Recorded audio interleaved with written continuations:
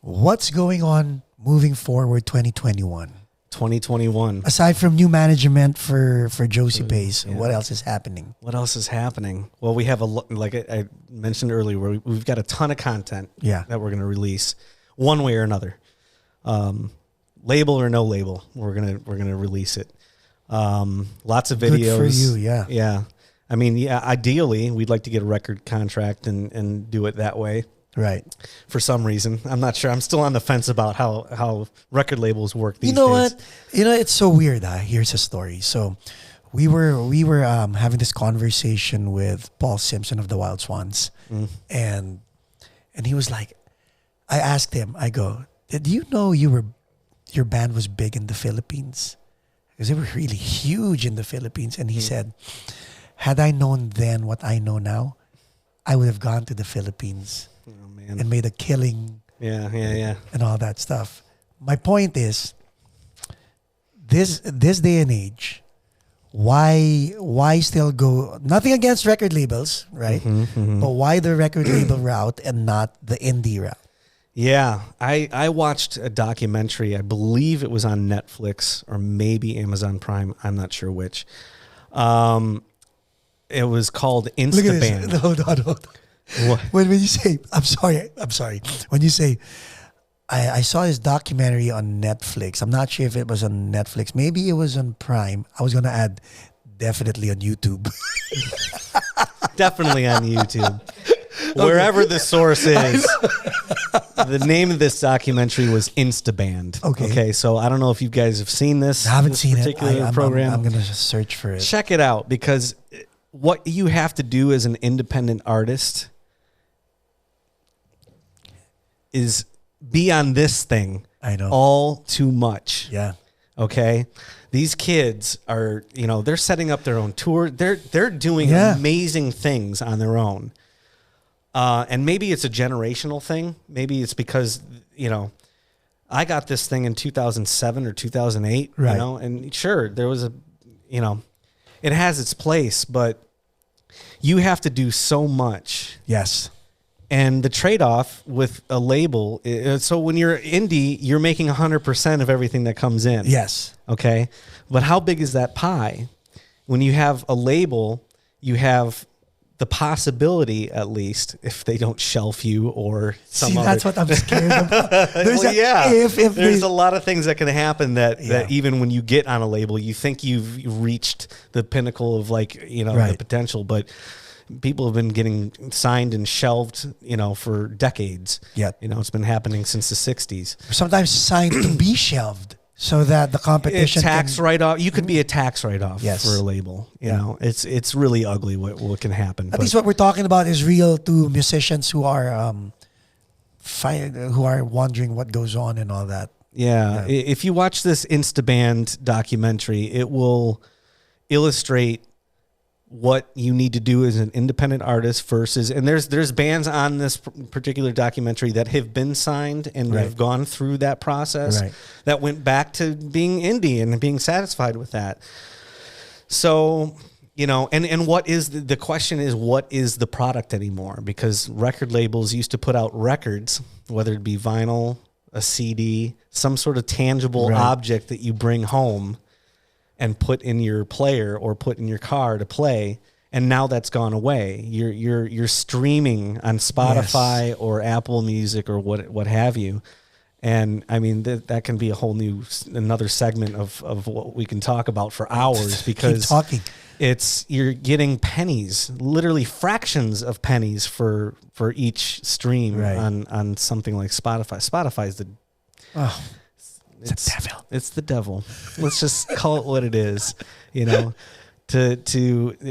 industry has not caught up with where it needs to catch up with in terms of the legalities and the laws put in place for artists to actually get the same sort of compensation that radio stations have to pay, to spin your music. So it's a trade-off, and we're gonna work with Oracle management and figure out if that's the right route for us to go. That's a good thing about having management. then they can help you figure it out. They want the biggest and best for us. By the because way, they think we have that kind of potential. Here's a nice little advice for you, or a nice little nugget for you and your viewers. So I have a niece, and she's into K-pop. Oh, okay. Okay, and I watched a documentary on that too. It's very interesting. Very interesting. Right? Yeah. Yes, and I was like, wow! Forget the phenomenon, the product, the tangibles that are available. The music is on Spotify, but what do? Oh, I'm having goosebumps because I was at Koreatown at the Galleria Market, and we bought a bunch of CDs. And they weren't really just CDs; they were CD books. Okay. So there was a CD which you really don't listen to because you don't want to. You don't want to touch that. You just want to listen to the catalog on Spotify, but you want to have that physical CD. But the physical, so there's still a thing. The CDs are still a thing. Yeah, but they don't care about. She doesn't have a player. Oh, okay. She just has. What she was after was the book, because the book had. So we're getting into merchandise. Yes, that's what it is. That's what everything. So is. imagine Josie Pace, right? Mm-hmm. Like she's a great gal. Her. I mean, she's a great gal. She'll love that, right? I mean, the way she carries herself. Yeah. She's got the look. Mm-hmm. She's got the. She has marketability is what. Yeah. More than that. Okay. She's a story. Yeah. Which means she can be a coffee table book. Aside from being just an artist, she's more than there you go. She's more than just an artist, because all these K-pop artists, their faces look all the same. And I'm glad you said it. And I'm like, not me. And I'm like, because I was at my niece's house. Why is there 18 of them in the band too? It's like, why does there have to be so many? And I even teased her and said, name all of them. And she was naming all of them. Really? Well, hey, that's good. And all of them had 3-syllable names, right? Jongkwan Kim, Kim Jongkwan, Chang Ching Choi, all whatever their name was. But I'm like, amazing. Well, that's good that she can name them, though, because that means that they're actually paying attention to, But then again, how? The book. Right. Because if you're not on TV, you're in that. Well, and that's something that I wish I could talk more about, but there is a TV thing that is happening for Josie, and I can't really say anything about any more than that. There's a TV thing about to happen, and it'll be on something. But you know what? And when Ken and Josie are here, invite them over here with you, huh? Yeah, they're going to be here at the end of this month. There you go. Anytime if they're interested, yeah. But that being said, what else is happening? What else is happening? So we have this TV thing that's happening at the end of this month that I can't talk about. Right. Lots of videos, lots of new streaming singles about to happen. Good news in terms of the end of this pandemic, finally. Shows will probably be happening this summer. Laith Al-Saadi is already getting contacted, and I don't know if he'll be upset with me for saying that or not.